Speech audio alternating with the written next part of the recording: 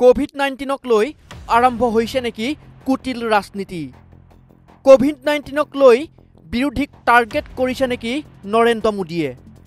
শাসক বিৰোধী সকলোৱে খেলিছে কৰোনাক লৈ ৰাজনৈতিক খেল। শাসক বিৰোধীৰ ৰাজনীতিৰ মাজত পুনৰ মৰণ হ'ব নেকি জনতাৰ? ৰাজনৈতিক পাশা খেলৰ পণ হ'ব নেকি দেশৰ জনসাধাৰণ? কৰোনাৰ সংক্ৰমণক লৈ কিমান চিৰিয়াছ শাসক বিৰোধী? চীনত কোভিড-19ৰ অমিক্ৰণৰ ছাব ভেৰিয়েণ্ট BF.5ৰ ব্যাপক ৰূপত সংক্ৰমিত হোৱাৰ পাছতেই কেন্দ্ৰীয় স্বাস্থ্য মন্ত্ৰালয়ে সতৰ্কতা অৱলম্বন কৰা দেখা গৈছে। ইতিমধ্যে কেন্দ্ৰীয় স্বাস্থ্যমন্ত্ৰী মানসুখ মাণ্ডভিয়াই কংগ্ৰেছ নেতা ৰাহুল গান্ধীলৈ পত্ৰ প্ৰেৰণ কৰাৰ পাছতে দেশৰ ৰাজনীতিত বিষয়টোৱে ব্যাপক প্ৰতিক্ৰিয়াৰ সৃষ্টি হৈছে। কেন্দ্ৰীয় মন্ত্ৰী মাণ্ডভিয়াই ৰাহুল গান্ধীক ভাৰত জোড়ো যাত্ৰাত অংশ লোৱা সকলোকে কোভিড প্ৰট'কল মানি চলাটো নিশ্চিত কৰিবলৈ আহ্বান জনাইছে। যদি কোভিড প্ৰট'কল মানি চলিব নোৱাৰে তেন্তে ভাৰত জোড়ো যাত্ৰাক বন্ধ কৰিবলৈ অনুৰোধ কৰিছে। ইয়াৰ পাছতেই শাসক বিৰোধীৰ মাজত ৰাজনৈতিক আক্ৰমণ প্ৰত্যাক্ৰমণ আৰম্ভ হৈছে। কংগ্ৰেছৰ দাবী ভাৰত জোড়ো যাত্ৰাত শংকিত হৈছে বিজেপি চৰকাৰ। ৰাহুল গান্ধীয়ে দিল্লীৰ দিশে ধাৱমান হোৱাত শংকিত হৈছে প্ৰধানমন্ত্ৰী মোদী। সেয়ে ভাৰত জোড়ো যাত্ৰা বন্ধ কৰিবলৈ তৎপৰ হৈছে মোদী চৰকাৰ। বিজেপিৰ জনসমাগমত নাহে কিন্তু কংগ্ৰেছৰ সমাগমত কোভিড আহে। উল্লেখ্য যে ৰাহুল গান্ধীৰ নেতৃত্বত হোৱা ভাৰত জোড়ো যাত্ৰা ৰাজস্থানত সমাপ্ত হোৱাৰ দিশে। এই যাত্ৰা হাৰিয়ানাৰ পৰা দিল্লীলৈ যোৱাৰ কথা। ইতিমধ্যে এক টুইট কৰি কংগ্ৰেছ নেতা ৰাহুল গান্ধীয়ে প্ৰধানমন্ত্ৰী নৰেন্দ্ৰ মোদীক উদ্দেশ্যি কয় যে মুদ্ৰাস্ফীতি, নিবনুৱা সমস্যা আৰু ঘৃণাৰ বিৰুদ্ধে দিল্লীৰ অভিমুখে আহি আছে বিশাল জনসমুদ্ৰ। ইফালে কেন্দ্ৰই কোভিড প্ৰতিৰোধৰ বাবে উচ্চস্তৰীয় বৈঠক আয়োজন কৰিছে। কেন্দ্ৰই অতি শীঘ্ৰেই নতুন কোভিড প্ৰট'কলো জাৰি কৰিব পাৰে বুলি ধাৰণা কৰা হৈছে।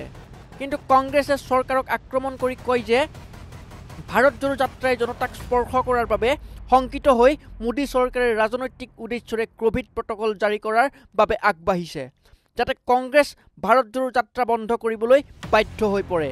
কংগ্ৰেছ নেত্ৰী সুপ্ৰিয়া শ্ৰীনাথে মোদী চৰকাৰক আক্ৰমণ কৰি কয় যে চৰকাৰে আক্ৰোশপূৰ্ণভাৱে ৰাজস্থানত বিজেপিৰ সংসদৰ আহ্বান ক্ৰমে কেন্দ্ৰীয় স্বাস্থ্যমন্ত্ৰীয়ে ৰাহুল গান্ধীলৈ এই পত্ৰ লিখি কোভিড সতৰ্কতা জাৰি কৰিব বিচাৰিছে। কংগ্ৰেছ নেত্ৰীগৰাকীয়ে লগতে প্ৰশ্ন কৰে, ইয়াৰ মাত্ৰ দুদিন পূৰ্বে প্ৰধানমন্ত্ৰী মোদীয়ে ত্ৰিপুৰাত জনসভা সম্বোধন কৰিছিল, তেতিয়া কি কৰোনা নাছিল? कर दिया गया, बताइए। अचानक कोविड हो गया और सुबह में कोविड हुआ और शाम में कोविड समाप्त हो गया। वही लोग जो मास्क लगा करके पार्लियामेंट में आए थे सुबह में, शाम में मास्क लगाना भूल गए। भीड़ में जाते हैं तो मास्क नहीं लगाते हैं। जब रैली में जाते थे, जब डेल्टा वेरिएंट था, दीदी ओ दीदी कर रहे थे बंगाल के चुनाव में जाकर के, डेल्टा वेरिएंट था, तब जो है मास्क नहीं लगा रहे थे। और जब चीफ मिनिस्टर्स के साथ ऑनलाइन मीटिंग हो रही है, जूम कॉल हो रहा है, तब मास्क लगा लिए हैं। लोग को मूर्ख समझते हैं, बेवकूफ समझते हैं। चुनाव हम लड़ते हैं, चुनाव हम लड़ेंगे, लेकिन चुनाव के परिणाम के आधार पर यह कहना कि कांग्रेस पार्टी खत्म हो गई है, तो देख लीजिए कांग्रेस पार्टी खत्म हो गई है। तो जिस यात्रा को आप 7 सितंबर से इग्नोर कर रहे थे, जो ही हम दिल्ली के दरवाजे पे पहुंचे हैं तो पेट में जबरदस्त मरोड़ पैदा हो गया है। तमाम कोशिश कर रहे हैं। पूरे देश में हमको परमिशन लेने की जरूरत नहीं पड़ी, क्योंकि यह भारत जोड़ो यात्रा है, दिल्ली की यात्रा नहीं है।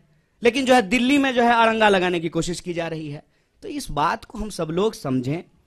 कांग्रेस बीजेपी नहीं है, कोरोना एक वायरस है, वो सबके लिए है। ना कोरोना का कोई धर्म है, ना कोरोना का कोई राजनीतिक विचारधारा है। कोरोना के नाम पर, कोरोना का बहाना बना करके जो राजनीतिक चालबाजी की जा रही है ना, हम उस पर सवाल उठा रहे हैं। कोरोना का प्रोटोकॉल जो सरकार लाएगी उसको पहले भी फॉलो किए थे, आगे भी फॉलो करेंगे। लेकिन ये प्रोटोकॉल कब लाया जा रहा है, क्यों लाया जा रहा है, किसके लिए लाया जा रहा है, इस पे भी आंख खोल करके सवाल करेंगे। और आप भी सवाल कीजिए, हम उम्मीद करते हैं। हो सकता है कि आपको नौकरी में नहीं निकाल दिया जाए आपको, तब आप भी हमारे साथ आइएगा भारत जोड़ो यात्रा में। लेकिन यह सवाल पूछा जाए कि भाई सुबह में मास्क लगाना प्रोटोकॉल है, शाम में बाराती जब गए थे तब मास्क लगाना प्रोटोकॉल नहीं है। यह सवाल पूछने में क्या दिक्कत है? आप कहते हैं तो मैं ये सवाल मास्क लगा के पूछ लूंगा, अच्छा होगा कि मुंह भी नहीं दिखेगा।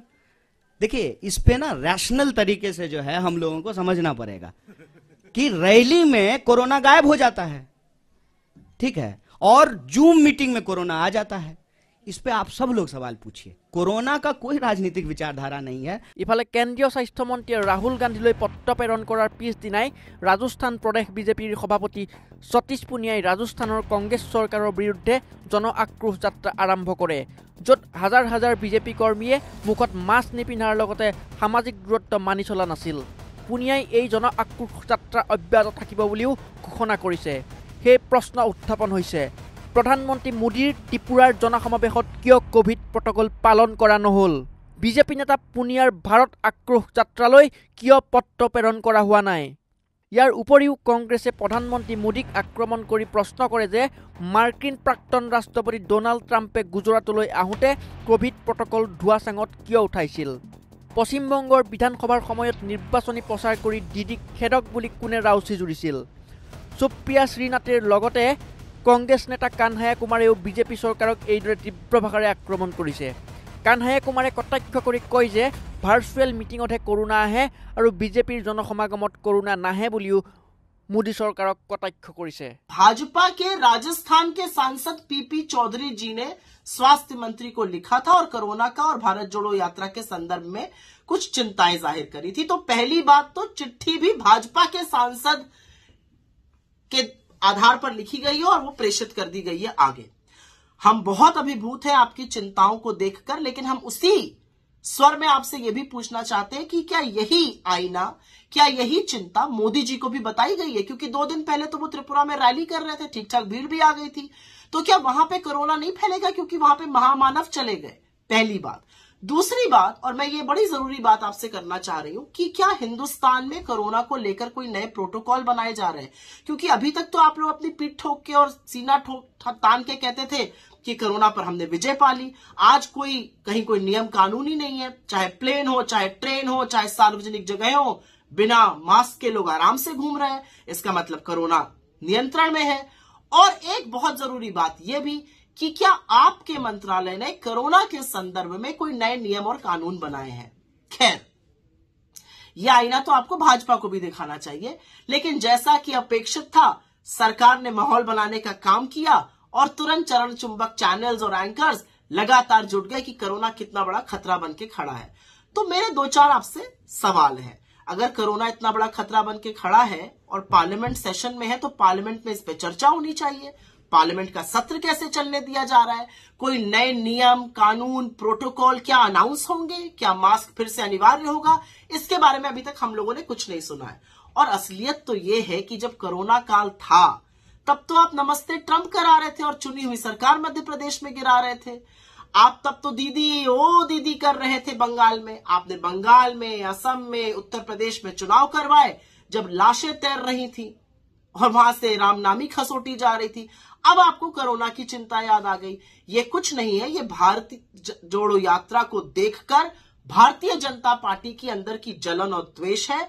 लेकिन आप कुछ भी कर लीजिए, कितनी भी बाधाएं लगाने का काम करिए, जो अपूर्व जन स्नेह और जन समर्थन हमें मिल रहा है, उसके बारे में आप कुछ कर नहीं पाइएगा, ये याद रखिएगा। আনহাতে বৃহস্পতিবাৰে ৰাজ্যসভাত প্ৰধানমন্ত্ৰী মোদীয়ে মাস্ক পৰিধান কৰে। প্ৰধানমন্ত্ৰী মোদীৰ কেন্দ্ৰীয় মন্ত্ৰী পীযুষ গোৱেলেও বিজেপিৰ সকলো সাংসদৰ সৈতে মাস্ক পৰিধান কৰিছিল।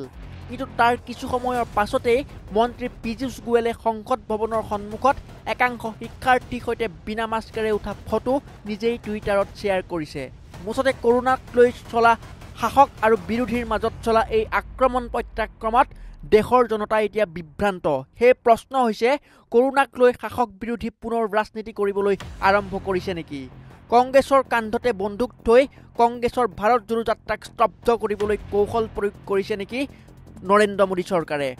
শাসক বিৰোধীৰ ৰাজনৈতিক পাশা খেলত পুনৰ দেশৰ জনতা পণ হৈ পৰিব নেকি?